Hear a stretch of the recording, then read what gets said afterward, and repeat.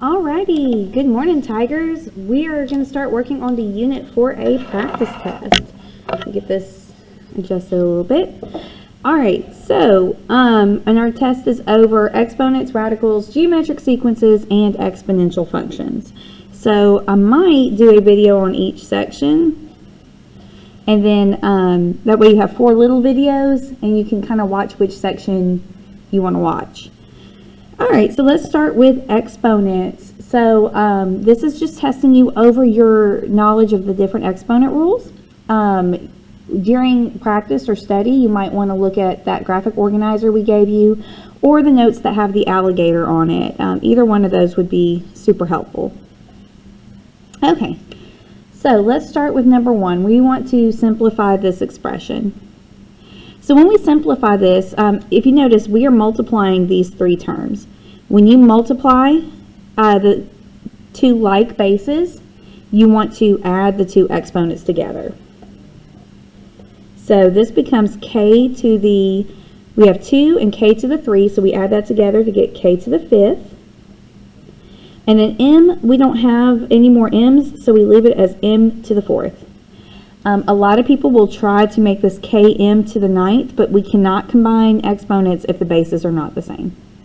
So k to the 5th, m to the 4th.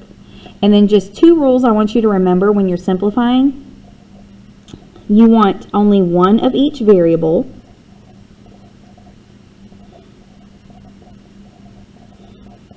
So like here, we had 2 k's. Well, if we have 2 k's, we can combine them. So we want one of each variable, and we also don't want any negative exponents. We want only positive exponents.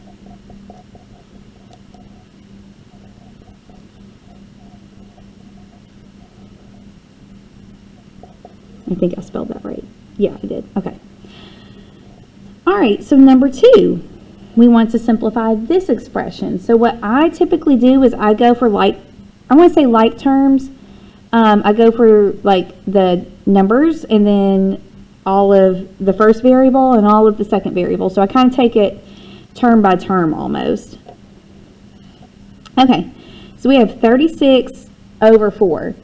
Well, this fraction bar means to divide. So my numbers I'm going to divide. 36 divided by 4 is 9. Then we'll look at the k's. I have k to the 8th divided by k to the 3rd. So when you are dividing similar bases, you subtract the exponents. So this becomes k to the 8 minus 3 is 5. And then m's, we have m to the 5 halves over m to the 1 half. So we're going to do 5 halves minus 1 half. And that's going to give me 4 halves. We don't want to leave that as a fraction though. We can simplify that. 4 divided by 2 is 2. So this is going to be m to the 2nd, or m squared. Okay, and then just to double check, I only have one of each variable and I only have positive exponents. So this is as simplified as it will get. All right. Number 3, simplify mn to the negative 4th. Okay, so I only have one of each variable, so that's good, but I don't have only positive exponents. I have a negative 4. So to make a negative exponent positive, if you have something to the negative exponent, to make it positive, you use the reciprocal. So x to the negative n is equal to 1 over x to the positive n. Okay. So, and something I want you to remember too, mn to the negative 4th, this negative 4 only goes with the n. If it was going with the m, you would either see this in parentheses or see the negative 4 with each of them. So m doesn't have a negative exponent, so it's going to be left alone. N, however, we're going to make this n to the 4th and put it underneath m. We're going to reciprocate it and put it underneath, and that way we have a positive exponent. Another way you could write this is m times 1 over n to the 4th. So both of these are correct. Now this is a little bit nicer and neater looking because it's just one fraction and not two separate terms, but both of them are correct. Okay, number 4, we want to simplify this expression. So this looks like a lot. What I would do is I would focus on what's in parentheses first. So focus on just what's in parentheses. When you have an exponent on the outside of a set of parentheses, you're going to apply it to both terms in the parentheses.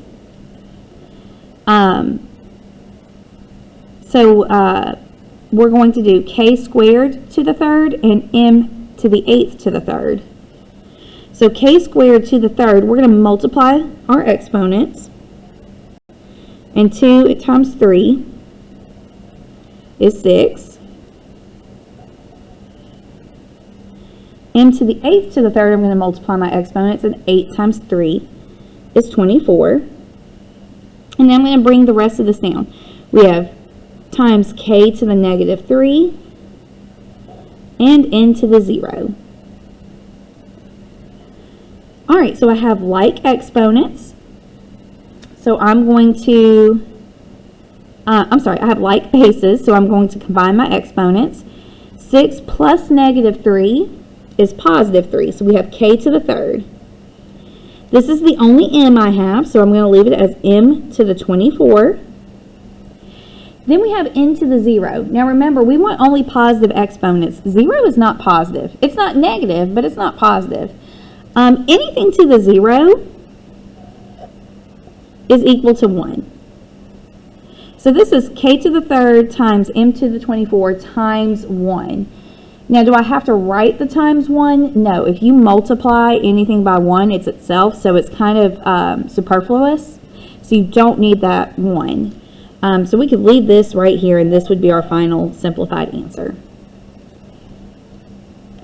Number 5, n to the 0. We just said it over here. N to the 0 is 1. Anything to the 0th power is 1. Now, real quick, I know on quiz 1 we had xy to the 0. Remember, that exponent is only applied to the y. So if you had something like this, this would be x times 1, which is equal to x. So just be very careful that, if I wanted that 0 to go to both x and y, I would put this in parentheses or put a 0 with the x. Because the 0 is not with the x, it's just with the y, we only apply it to the y. Okay, so we're going to do 6 and 7, and then we'll stop this video here, and I'll do a radical video next. So, number 6, we want to simplify this. So this 8 that is on the outside of parentheses is going to go to both the k and the m. So this will be k to the 8th over m to the 8th.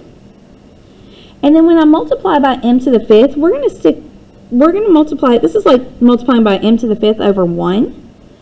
So k to the 8th times m to the 5th is just k8 m5, or k to the 8th m to the 5th. All right. So now I have two sets of m. I have one on top, one on bottom. Remember, you subtract your exponents when you divide. So 5 minus 8 is negative 3. So I could have k to the 8 m to the negative 3, but we want positive exponents. So to make it positive, it has to stay on the bottom of my fraction. So k to the 8 m to the 3. Another way you could think about this is I could do 5 minus 8 get negative 3, or 8 minus 5 is positive 3, but since there's more down at the bottom, since that 8 is larger, my remainder will be on bottom. That might help some people too. Doesn't matter if you think of it as negative exponents or which side has more of that variable. Either way, you should end up with the correct answer. All right, and then last one, number 7. Find the volume of a cube with a side length of 5n squared. Okay, so a cube, so we have a cube. My side length is 5n squared. Now remember, volume is length times width times height. But remember, if it's a cube, that means the length, the width, and the height are all the same. So that would be the same as the side length cubed. So my side length is 5n squared. So we're going to do 5n squared cubed. So this cube is going to go with both the 5 and the n. So we have 5 to the third times n squared to the third. All right, 5 to the third, that would be 5 times 5 times 5. So 5 times 5 is 25, times another 5 is 125.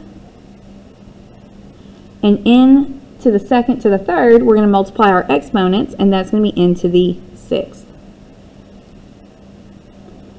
And that would be the volume of that cube.